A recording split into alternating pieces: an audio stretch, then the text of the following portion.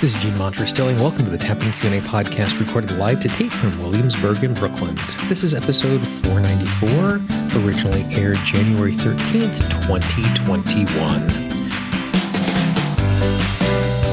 Everyone, I hope this finds you well wherever you are. Whatever time of day you're getting a chance to listen to this, if you're listening to it the week it came out or whenever in the future, the beautiful part about these resources is they're always available. Every single week we answer the most common and uncommon questions about tapping and EFT so you can move past the basic recipe, master the art of delivery so you can find root causes faster, clear issues quicker, and have longer lasting results. Today, we're going to spend some time talking about and tapping for feeling sad and why that is okay. Before we do that, I just wanted to thank Christopher. Christopher is the most recent supporter of the Tapping Q&A podcast. Because of his support, he gets some amazing bonuses. If you would like to be like Christopher and all of the other folks who've gone out of their way to support the Tapping Q&A podcast, all you need to do is go to tappingqa.com/support. So the podcast that I'm recording right now is not the podcast that I plan to release this week. Originally, I was going to release an interview with Carol Look on finding stillness, and it will dovetail nicely off of the conversation we're having here, and that will show up next week. The reason that I changed my mind and changed plans for this week is because of what happened about an hour ago. I was sitting here working at my desk, working on things that were in front of me and responding to email messages and text messages and just working through my day, and sent a note to a friend letting him know what is going on in my life and why I had to change some plans around some certain things. And after hitting send on that, was just overwhelmed with sadness. I just sat here and cried for about 15 minutes as I tapped without words, and just felt really sad. And there's lots of reasons at this moment in history for us to feel really sad because of things that are going on in the world, because of the things that are going on in our lives, because of the things that are going on in our families. And I've heard this from people, and I did a survey a couple of weeks ago about resources to create and what resources not to create. And a couple of people said, "Oh, I'm tired of all these COVID resources." And I understand that. And even if we are not thinking explicitly about it, because of what is going on in the world, because of the hundreds of thousands of people who have died, because it is impacting our lives daily, it is putting strain and stress on everything. And it is shining lights on, and it is putting more pressure on cracks that already existed in our lives. Things that might not be really big deals, but deals that have turned into that. And as I sat here this morning, working through stuff and working with clients and working on emails and doing what I could and just occasionally checking in on the news, just really being consumed and overwhelmed. Sadness is not an emotion that I spend a great deal of time in. I certainly feel it. I'm not a heartless person, but I'm a very see the bright side of things person, or when things go wrong, I immediately start planning and responding to what is going on. And today was just worn down by everything that has been happening. And I'm sure you are worn down by everything that is happening. And you can hear it in my voice.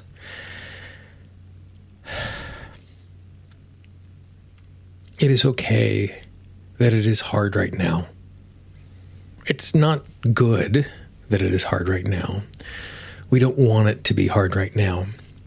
But it is okay to emotionally respond in such a way because it is hard right now.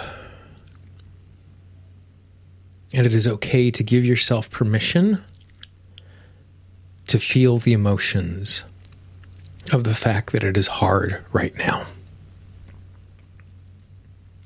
Even if you are not a person who is suffering in a direct way like so many people are, we are all so intertwined and interconnected that it is hard right now.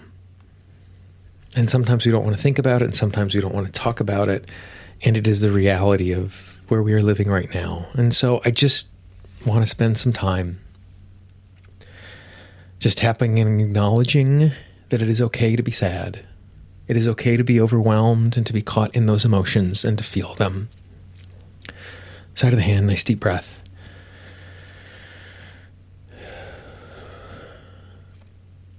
Tippy top of the head and just move from point to point, repeating after me. I recognize the fact right now it is hard. I recognize right now it is overwhelming. There are so many things happening in the world that are outside of our control.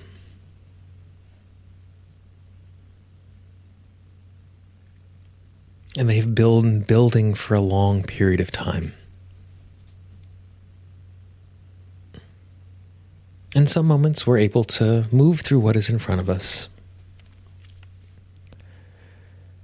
Some moments, we're able to be present in this moment. But the burden is real. The struggle is real. And the emotions are real.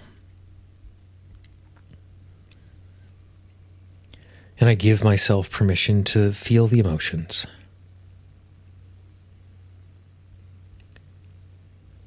I give myself permission to be present to the emotions.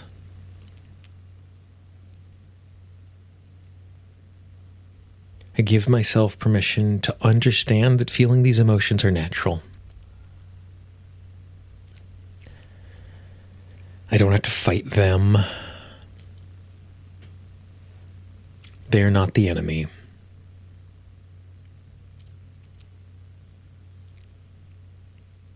I don't have to enjoy them. I don't want to wallow in them. But I give myself permission to admit that it is hard.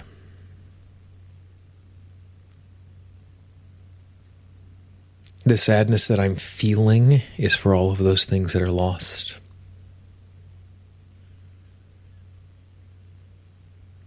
The sadness that I'm feeling is for all of those things that are strained.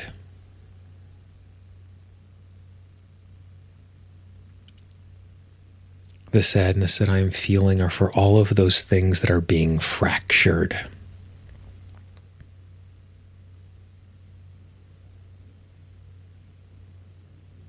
And it is okay to feel that. Because that is where I am in this moment. That is an honest reflection of my experience. I give those emotions permission to be heard.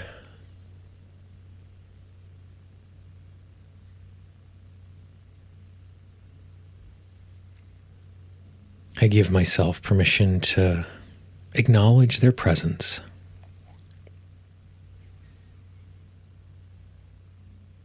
Knowing that I won't feel them forever.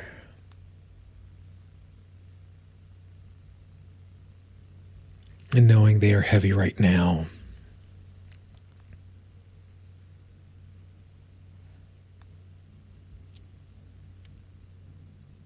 It is not always going to be like this.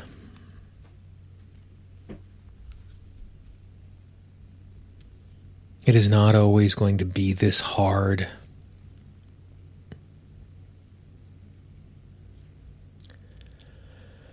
But it is hard right now.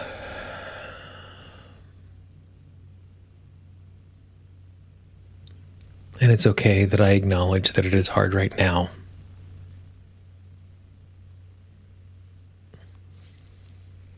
It is okay that I don't know what to say.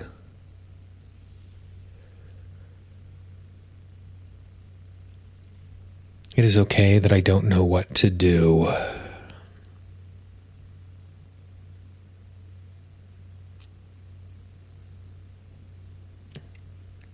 It is okay that it is all overwhelming in this moment.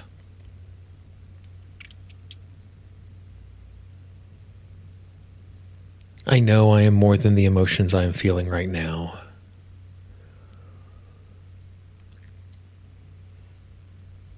I know I am more than the emotions that I'm experiencing.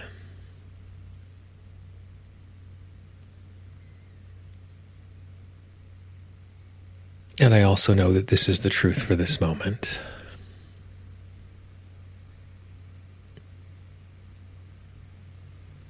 I just want you to take a nice big deep breath and just play a little follow the leader with me. Tap on the side of your hand.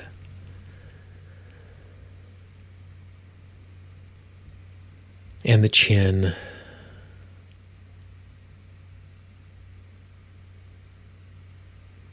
And the eyebrow.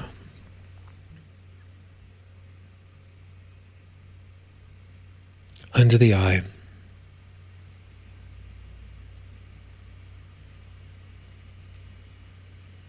Side of the eye.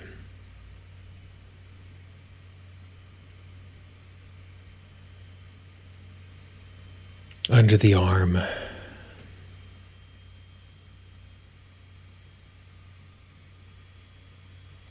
Collarbone. Chin.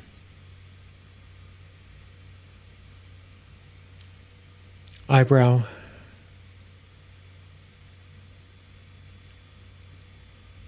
Under the nose. Nice big deep breath. Tap on the side of the hand and one more nice big deep breath.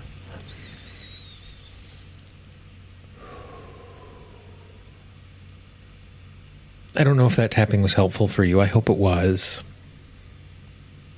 But I think what is more important is know that you are not alone in whatever you are feeling right now, even though you might feel disconnected and isolated. Know that you are not alone in the overwhelm and confusion that we are all experiencing. And sometimes the best that we can do is just simply be present to the moment that we're feeling in that moment. Listen to our system.